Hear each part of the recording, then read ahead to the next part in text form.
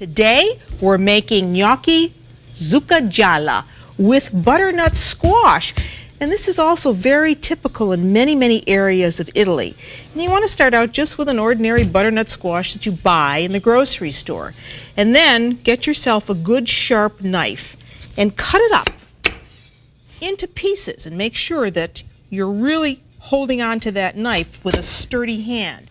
I just add about 1/4 to 1/2 cup of water just to help keep it moist. So put the squash in, cut side down. This is going to take, about 30-35 minutes depending on how fat your squash is. You want it just to be soft. So when you can poke a knife in there and it comes out easily enough, you know it's ready. So in 350-degree oven, put this in, you forget about it for about 30 or 35 minutes. And you want about 1.5 cups of the pulp to make the recipe. So did you get that? Take the seeds out and then take all that pulp out into a bowl. Now some of this squash could be very watery depending on what you get. So you may want to put it in a strainer over a bowl and get out the excess water. But I think you get the idea. And you see how nice and smooth that looks now, and it's fairly dry. And now we want to add egg to bind that using an egg separator, not transferring from shell to shell. So there's our 4th egg yolk. And this is going to be a first course. And now we want salt, about 1 teaspoon of salt. I just love the sunny yellow color of this. We're going to want some cheese with this as well.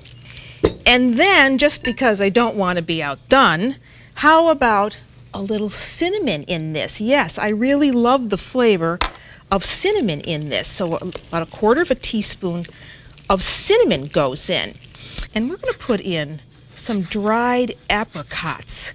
And when I cut dry, sticky fruit like this, I like to use this kind of a knife because it cuts through it very easily, see?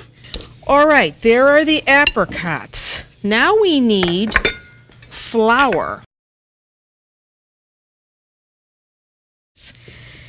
You can chill the dough to make it easier for you to work with, or if you're really brave, you can start immediately.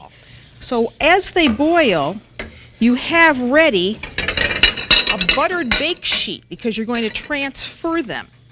And to do this, you take 2 soup spoons. You can make these as big as you want to. Take 2 soup spoons, and you see it's a rather sticky dough, and just put them into the water, pushing off with the other. You can make them as large or as small as you want them to. You know, the word gnocchi itself means dumpling. But you know what is great with this? Black truffle.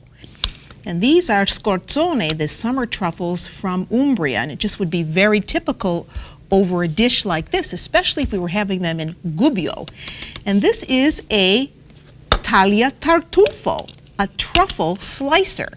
And you just shave the truffle over that blade to give you, look at that, slices of truffle. We're going to be using that, so you just admire that. And if you're making a lot of these, you want to keep the oven on and put these in the oven to keep them warm until you serve them.